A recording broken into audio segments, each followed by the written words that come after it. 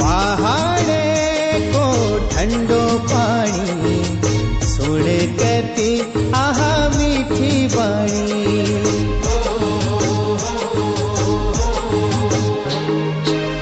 पहाड़ को ठंडो पानी सुन कती मीठी बाणी।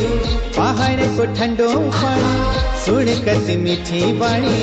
छोड़नी नी लागे नी हो छोड़नी नी लागे।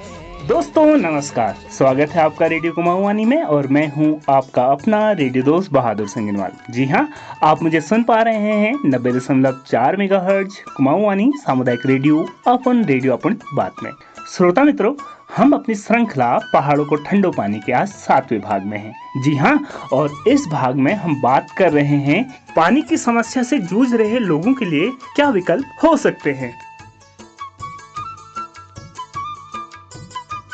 एक छोटा सा अध्याय जीवन का है कि जब बहुत सारा पैसा आए तो जितना जरूरी है खर्च करें और बाकी को बचा कर रख लें, और जब मुश्किल समय आए तब उसे इस्तेमाल करें। यही हमें पानी के साथ भी करना चाहिए।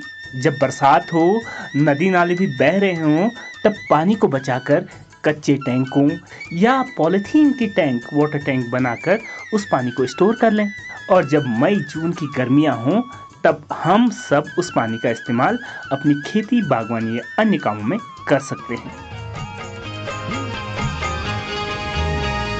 सोने की रात बरखे की क्षण माना। सोने की रात बरखे की क्षण माना। एकली लागे छी बाली उमार स्वामी परदेसा। बाली उमार स्वामी परदेसा। कलजी काटे खाची सोने की रात बरख की क्षण माना। सोने की रात बरख की क्षण माना। ये गली लाग छी छोड़ी मुलुक मैं आयूं परदेसा। छोड़ी मुलुक मैं आयूं परदेसा। कलेजी काटी खाची सोने की रात बरखे की क्षण माना। सोने की रात बरख की क्षण माना। दोस्तों, पर्यावरणीय असंतुलन, जैव विविधता का हो रहा नुकसान एवं घटते जंगल, ये हर आने वाले दिन के साथ जल संकट को बढ़ा रहे हैं। बहुत से देश इस चुनौती से लड़ने का प्रयास कर रहे हैं। भारत और उत्तराखंड के पर्वतीय क्षेत्र भी इस समस्या से हर दिन जूझ रहे हैं। तो अब हमें समाधान की ओर जाना होगा और हमें हर पहलू में काम करने की जरूरत है। कैसे पानी का संरक्षण करें और हम और आप अपने दैनिक जीवन में इसका उपयोग करें, इस पर बात करने के लिए हमारे साथ हैं टेरी के वाटर डिवीजन के एक्सपर्ट अंशुमन जी। इनसे चर्चा के दौरान हमने कई वैकल्पिक तरीकों पर बात की कि क्या वैकल्पिक तरीके हो सकते हैं पानी की समस्या से निपटने के लिए। तो उन्होंने हमसे चर्चा में कहा, देखिए, पानी की समस्या बढ़ भी रही है और भविष्य में भी हमारा पानी का समस्या शायद बढ़ने की बहुत आशंका है और शायद बढ़ेगी। तो हमारा जो एक दृष्टिकोण होना चाहिए जल को लेके, वो ये होना चाहिए कि हम कैसे हम जल का संचयन कर सकें, कैसे हम पानी का संचयन करके भविष्य में उसका उपयोग कर सकें, कैसे हम उसको बचाने के उपाय कर सकें। अब इसमें कई सारे विकल्प हैं, जैसे कि वर्षा जल संग्रहण, रेन वाटर हार्वेस्टिंग जिसको कहते हैं, मैं उस पर अभी आता हूँ। लेकिन वाटरशेड डेवलपमेंट, जिसमें कि तमाम खेतों, मेड़बंदी और उससे जो रिलेटेड काम होते हैं, उस पर हम फोकस कर सकते हैं। जो हमारा पानी है उसका रिसाइकिल, रीयूज कर सकते हैं। घरेलू वाटर जैसे ग्रे वाटर रीयूज की बात हम करते हैं, बागवानी में उसका फ्लशिंग में उपयोग हो सकता है। और बहुत सारे और जैसे हमारे जो इरिगेशन है, जो उसके हमारे कंजर्वेशन के प्रैक्टिसेस हैं, जैसे ड्रिप स्प्रिंकलर सिंचाई है या लीकेज को रोकना। तो ये सारी जो हमारे एक तरह से कहें कि उपाय हैं या विकल्प हैं, ये हमें सबको एक तरह से एकीकृत होके अपनाने की जरूरत है। अगर हम वर्षा जल संचयन पे ही फोकस करें तो हमारे स्पेशली जो गांव में और खासकर जो हमारे हिली एरिया हैं उसमें हम रूफटॉप रेन वाटर काफी आसानी से कर सकते हैं। और मेरा ये मानना है कि हम हर घर में अगर एक उपाय की तरह अगर लोग इसको अपनाना शुरू करें तो काफी हद तक हमारा जो पानी की समस्या है उससे हमारा निपटान हो सकता है। कैसे कर सकते हैं? अब इसमें तमाम तरीके हैं, जैसे छत से पानी आप एकत्र करके टंकी में डाल लें या सोख्ता गड्ढे में या बोरवेल में डाल सकते हैं, तो पानी आपको उपलब्ध रहेगा काफी समय तक। ये पानी आप कई तरीके से उसका उपाय भी कर सकते हैं। और वाटरशेड की भी अगर हम बात करें तो जैसे खेतों में हमारा जो कृषि है उसमें मेड़बंदी कर लें, अगर हम कंटूर ट्रेंचिंग कर लें या छोटे चेक डैम बना लें, उसमें पानी का जो रिसाव है उसको थोड़ा सा कम करके हम अपने इमीडिएट इलाके में पानी का अगर हम एक तरह से पुनर्भरण कर सकें जो हमारा ग्राउंड वाटर है उसमें, तो उसमें काफी पानी उपलब्ध हो सकता है हमें। और इससे हमारा जो समस्या है उस पे हमें एक तरह से लॉन्ग टर्म सोल्यूशन मिल सकता है उसका। भारत में साल भर वर्षा के पैटर्न को समझें तो सबसे ज्यादा वर्षा मानसून के दौरान होती है।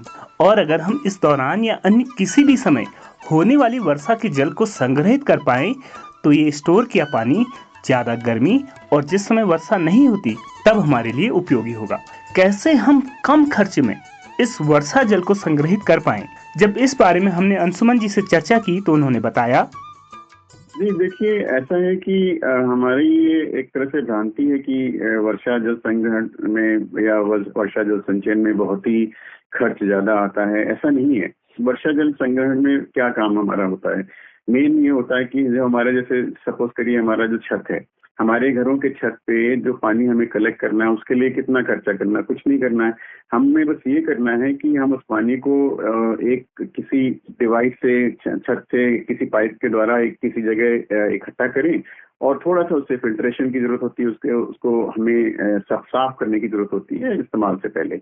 अब हम अगर देखिए तो आप जो हमारे हिली एरिया जैसे नॉर्थ ईस्ट है, वहाँ पे लोग जो लोकल मटेरियल है, जो वहाँ पे लोकल मटेरियल मिलता है उसको इस्तेमाल करते हैं। जैसे बम्बू है, वहाँ पे वो बम्बू का इस्तेमाल करते हैं पाइप बनाने में। बम्बू को बीच से चीर के उसको बम्बू से उसी का जो है हाफ पोर्शन होता है वो पाइप की तरह ले लेते हैं और उसमें से पानी लेके वो उसको पाइप की तरह इस्तेमाल करके उसको पानी का इकट्ठा करते हैं।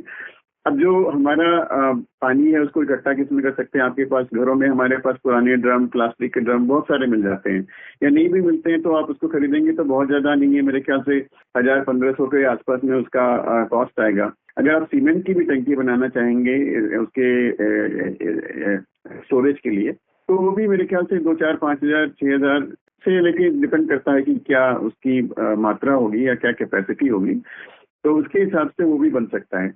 तो अगर आप देखें तो हमारा क्या मुख्य काम है? पानी को इकट्ठा करना, किसी पाइप के द्वारा एक फिल्ट्रेशन सिस्टम से पास कराते हुए उसको कहीं संग्रहण करना और इस्तेमाल करना। तो इसमें अगर आप देखें सारी चीजों में अगर हम लोकल मटेरियल लगाएं तो काफी हद तक उसका कॉस्ट कम हो सकता है।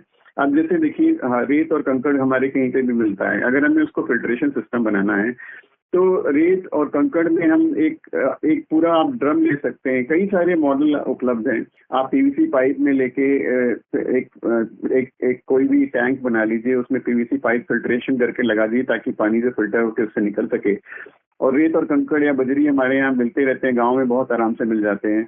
आप उनका 3-4 परत में उसका एक फिल्ट्रेशन सिस्टम बना लीजिए। अगर आप लोकल मटेरियल लेंगे तो सिर्फ इतनी चीजों का कॉस्ट 600-500 रुपये से ज्यादा नहीं आएगा। और आप एक ड्रम में उसको फिल्ट्रेशन करके या किसी टैंक बना के उसको फिल्ट्रेशन करके पानी का आप उसको स्टोर करके इस्तेमाल कर सकते हैं। अब कई सारे उदाहरण हैं। मतलब जैसे आपको एक और उदाहरण देता हूँ कि अगर आपके पास कोई पुराना ड्रम है, उसके ऊपर जो ड्रम का जो लिड है, जो उसका ढक्कन होता है, उसको उल्टा करके उसमें छेद कर लीजिए और छेद करने का वो एक तरह से जाली जैसा बन जाएगा, छलनी जैसा बन जाएगा। पानी उसमें जब आएगा तो पत्ते जो हैं वो फिल्टर हो जाएंगे और उसके नीचे आप रेत और कंकड़ का एक 2-3 लेयर बना दीजिए फिल्टर का, 2-6 mm, 6 से 12 mm, 12 से 20 mm बजरी लगा के तो पानी उसमें से फिल्टर हो जाएगा। और वो फिल्टर आप हो जाए तो उसको आप बहुत सारी चीजों में इस्तेमाल कर सकते हैं। चाहे वो क्या नाम है, आप अपना फ्लशिंग के लिए या पोछा या बागवानी या अगर गाड़ी है तो गाड़ी धोने या पशु पक्षियों को भी पानी पिलाने में, इन सब में इसका इस्तेमाल किया जा सकता है। तो और इसका कॉस्ट जो मैंने भी बताया आप लगा लीजिए करीब 1000, 2000, 2-2500 के आसपास बनना चाहिए, इससे ज्यादा नहीं होना चाहिए। तो अगर हम चाहें तो हम जो लोकल मटेरियल है उनको इस्तेमाल करके बहुत ही साधारण तरीके से अगर हम डिजाइन करें तो हमारा काफी इफेक्टिव तरीके से पानी का एक तरह से हम उसका संग्रहण कर सकते हैं, संचयन कर सकते हैं। वर्षा जल का संग्रहण कर हम भविष्य में पानी की चुनौतियों से निपट सकते हैं, लेकिन वर्षा जल को संरक्षित करते समय हमें कुछ प्रमुख बातों का ध्यान भी रखना होगा। इस पर जब हमने अंशुमन जी से बात की तो उन्होंने बताया कि हमें किन किन सावधानियों और तरीकों को अपनाना चाहिए वर्षा जल को संग्रहण करने के दौरान। वर्षा जल संग्रहण जो है उसमें कुछ बहुत ही महत्वपूर्ण बातें हैं जिनका ध्यान रखना बहुत जरूरी है। वर्षा जल संग्रहण के लिए जो हम डिजाइन करते हैं, हमें पहली बात तो ये ध्यान रखना है कि हम जो भी जल एकत्रित कर रहे हैं उसको में इस्तेमाल से पहले फिल्टर करना जरूरी है। तो हमें ये जरूर देखना है कि हम उसको फिल्टर करें ताकि वो पानी कंपैरेटिवली साफ रह सके और इस्तेमाल लायक रहे। जितने भी इस्तेमाल हैं, जैसे मैंने आपसे बताया कि आप उसको बागवानी या घर में सफाई के लिए, फ्लशिंग के लिए, पोछा वगैरह के लिए, गाड़ी धोने के लिए, पशु पक्षियों को पिलाने के लिए, इन सब में इस्तेमाल कर सकते हैं। और इसके लिए लेकिन आपको थोड़ा सा उसको क्लीन करना की जरूरत है। तो पहली बात तो ये कि आप इस्तेमाल से पहले उसको फिल्टर करें। दूसरी बात ये कि आप किसी भी जो जलभृत कहते हैं, जिसको एक्विफर कहते हैं इंग्लिश में, आप कभी भी अगर आप रिचार्ज करना चाहते हैं वर्षा जल को तो डायरेक्ट एक्विफर पंचर मत करें। जो एक्विफर है उसमें डायरेक्ट छेद करके उसमें पानी न डालें, क्योंकि इससे ये संभावना रहती है कि वो जो ग्राउंड वाटर है वो कंटेमिनेट ना हो जाए। तो हमें ये ध्यान रखना चाहिए कि जो हमारा जलभृत का सतह है उससे थोड़ा ऊपर ही हम रिचार्ज का तरीका बनाएं या उसमें थोड़ा सा गैप रख के रिचार्ज करें। तीसरी चीज जो मैं कहूँगा वो है रख रखाव। हमारे ज्यादातर जो वर्षा जल संचयन के जो हमारे इंटरवेंशन हैं वो इसलिए फेल होते हैं क्योंकि उसका नियमित रख रखाव नहीं करते हैं। उसको सफाई करना, उसको क्लीन करना, ये सारी जब तक हम, क्योंकि होता क्या है ये किसी भी फिल्टर की तरह से जब इस्तेमाल होते हैं तो भर जाते हैं और उससे वो ब्लॉक हो जाते हैं, चोक हो जाते हैं। तो हमारा एक बहुत इंपॉर्टेंट इंटरवेंशन ये भी है कि उसका हम रख रखाव पे भी उस पर ध्यान रखें, उस पर जो खर्चा है उसका भी हम अपने प्लानिंग में अकाउंट करें उसको। अब बात आती है कि हम पहाड़ों के लिए कैसे करें। देखिए, पहाड़ों के लिए एक बहुत इम्पोर्टेंट बात ये है, पहाड़ है उसमें टैंक या घर के नीचे जो हमारा मिट्टी है वो बहुत संवेदनशील होती है, लैंडस्लाइड बहुत हो सकते हैं उस पर, और पानी अगर हम उसमें और डाल देंगे तो पानी के भार मिट्टी को कमजोर कर सकता है, जिससे भूस्खलन का पूरा खतरा बढ़ जाता है। तो हमें ये ध्यान रखना है कि हम किसी भी स्लोप वाली जगह पे, ऐसी जगह पे जहाँ पे पानी इकट्ठा होकर स्लोप का जो एक तरह से स्ट्रेंथ है उसको कमजोर कर दे या उससे मिट्टी का भूस्खलन बढ़ा दे, उस पर नहीं करना है। तो वो हमें ये बात का बहुत ध्यान रखना है कि स्लोपी एरिया पे ना, उससे हम जो हमारा कंपैरेटिवली नॉन स्लोपी एरिया है उसमें हम अपना ये ध्यान रखें कि हम वहां पे बनाएं। और दूसरी बात ये, जितने भी हमारे ये स्ट्रक्चर हैं उसमें रिचार्ज करने से पहले हम जो हाइड्रोजियोलॉजी है उसकी थोड़ी सी साइंटिफिक स्टडी कर लें, क्योंकि हर मिट्टी पानी को सोख नहीं सकती है। कुछ मिट्टियां पानी सोख नहीं पाती, तो उससे क्या होता है वही कि हमारा वाटर लॉगिंग हो जाता है, उससे फिर और प्रॉब्लम शुरू हो सकती है। और हिल में तो और भी लैंडस्लाइड का खतरा बना रहता है। तो हमें इस बात का खास ध्यान रखना चाहिए। महत्वपूर्ण बात यह है कि हम वर्षा जल का ज्यादा से ज्यादा उपयोग अपने दैनिक जीवन में कर पाएं। दैनिक जीवन में वर्षा जल का उपयोग वर्षा जल के महत्व को भी बढ़ा देता है। फूलों की क्यारियां हो, वाहन धोना या शौचालय में उपयोग कर सकते हैं। सही तरीके से इसका फिल्टर किया जाए तो इसे पीने योग्य भी बनाया जा सकता है। तो इस पर जब हमने बात की अंशुमन जी से तो उन्होंने बताया, अगर आप देखें तो जो वर्षा जल संचयन है उसका हमारा दैनिक जीवन में उपयोग करना ही एक मुख्य उद्देश्य है, मैं कहूँगा।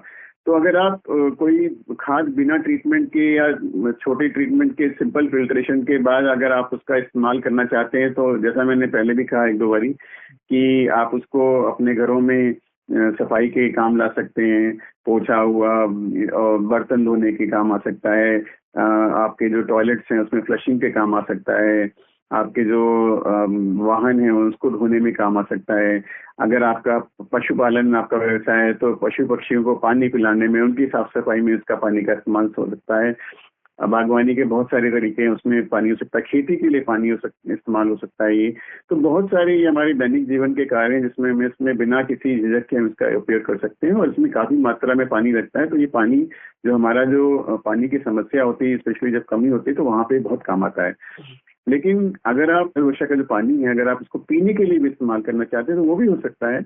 बस ये है कि आपको थोड़ा फिल्ट्रेशन और ट्रीटमेंट उसका और वैज्ञानिक तरीके से प्रॉपर करना हो, ताकि वो जो हमारा ड्रिंकिंग वाटर नॉर्म्स हो उसके हिसाब से फिल्टर होके आ सके। तो ये हमारे तमाम दैनिक कार्यों में उपयोग हो सकते हैं। The energy and resource institute TERI हमेशा से ही सस्टेनेबल डेवलपमेंट के लिए कार्य करती आ रही है। अंशुमन जी भी टेरी के वाटर रिसोर्स डिवीजन में रहते हुए इन सब विषयों पर काम कर रहे हैं। हम लोगों को और ज़्यादा जागरूक कर पाएं ताकि वो अपने भविष्य में पानी से संबंधित चुनौतियों से निपट पाएं। जब हमने उनसे पूछा कि वो हमारे स्थानीय श्रोताओं को क्या संदेश देंगे तो उन्होंने कहा, पानी जो है अगर हम आज बचाएंगे तो कल ही हमें पानी बचाएगा। जल संरक्षण ही जीवन और आजीविका की सुरक्षा है, मैं एक तरह से कहूँगा। पानी जरूर हर व्यक्ति का अधिकार है, लेकिन इसकी जिम्मेदारी, इसका संरक्षण भी हमारी जिम्मेदारी है। और एक एक बूंद बनाने से ही गांव, शहर और देश सुरक्षित होंगे। पानी का देखिए कोई विकल्प नहीं है। वर्षा जल संग्रहण और जल स्रोत पुनर्जीवन आज की राह नहीं, आने वाली पीढ़ियों की जरूरत है। छोटे छोटे प्रयास, जैसे हमने बात किया छत का पानी सहेजना या तालाबों का संरक्षण और जितने भी स्रोत हैं वो हमारे गांव और शहरों की जल सुरक्षा को सुनिश्चित करेंगे। बहुत सारे ऐसे उदाहरण आपने सुना होगा, हिवरे बाजार और उत्तराखंड में भी बहुत सारे उदाहरण हैं जहाँ पे अगर समुदाय साथ आ जाए तो ये सूखी धरती भी हरी भरी हो सकती है। तो यही सच्चा जल संरक्षण है। दोस्तों, हमने बात की वर्षा जल संग्रहण पर। हाँ, ये भविष्य में उपयोगी हो सकता है और अभी भी हो रहा है। टेरी संस्था ने CSR प्रोजेक्ट के अंतर्गत कॉनकोर के माध्यम से स्थानीय गांव सुनकिया में कुछ किसानों को वर्षा जल संग्रहण करने की तकनीकें बताई और करके दिखाया। तो ऐसे ही एक किसान है चंदन सिंह। हम उनके पास पहुंचे, हमने उनसे जाना कि आपका जो वर्षा जल संग्रहण का ये पूरा सिस्टम लगा है वो कैसे कार्य करता है और इससे आपको क्या फायदे हैं। तो चंदन जी ने बताया, मेरा नाम चंदन सिंह डंगवाल है, मैं ग्राम सुनकिया नवीन से हूँ। टेरी ने हमें, अब जिसके पास छत नहीं थी उसको तो टीन दिए थे, तो जैसे खेतों में टैंक बनाए गए थे तो उसको टेरी ने छत दिया था, उस पे प्लास्टिक वाले PVC पाइप लगे थे। अब ये आजकल जैसे रात भर बारिश लगी रहती है, सुबह तक टैंक पूरा भर जाता है, तो PVC पाइप से जोड़ रखा है उनने। तो उससे टैंक में पानी एकत्रित करके आदमी को सिंचाई की सुविधा हो जाती थी। अब उस पे क्या होता है, जब बारिश नहीं हो पाती है तो पर्याप्त मात्रा में पानी इकट्ठा हो जाता है। तो उससे जैसे हमारी मिर्च होगी या ये बैगन हो गया, कोई भी चीज है, गोभी की फसल होगी, जब बारिश नहीं होती तो उससे हमारा बढ़िया 1-2 सिंचाई आराम से हो जाती है। तो फायदा तो है ही सर, क्योंकि बारिश नहीं हो पाएगी, फसल नहीं हो पाती है। तो अगर हम फसल में टाइम से पानी की सिंचाई कर लेते हैं तो अच्छी फसल उग जाती है, जो भी है अपना खर्चा पानी निकल जाता है। दोस्तों, जल प्रकृति की तरफ से हमें मुफ्त एक उपहार था। ये जीवन का आधार है। वर्तमान चुनौतियों के साथ अब पानी की उपलब्धता कम हो रही है। जितना पानी है और जितने लोग हैं ये पर्याप्त नहीं है। तो हमें ऐसे तरीके अपनाने ही होंगे जिससे हम अभी और भविष्य में आने वाली पानी की समस्याओं से लड़ पाएं। हाँ, चुनौती है, लेकिन अगर एक समाज के रूप में, एक समुदाय के रूप में हम सब इकट्ठा हों, अपने जंगलों को बचाएं, पानी का सही वितरण समाज में सबको समान हो, अपने पास जितना भी उपलब्ध पानी है उसे संरक्षित करें, व्यवस्थित तरीके से उसका इस्तेमाल करें, तो पानी की समस्या से निपटना इतना मुश्किल भी नहीं होगा। हमारी श्रृंखला पहाड़ों को ठंडो पानी, इसे बनाने और आप तक पहुंचाने का मकसद भी ये है कि हम पानी के महत्व को समझें, हम अपने जल स्रोतों को संरक्षित करें, पानी के नए विकल्पों पर बात करें और उन तरीकों को अपनाएं और एक समृद्ध समाज बनाएं। जी हाँ, इसी के साथ अपने रेडियो साथी बहादुर सिंह इनवाल को दीजिए इजाजत। नमस्कार, धन्यवाद। पहाड़े को ठंडो पानी सुन कती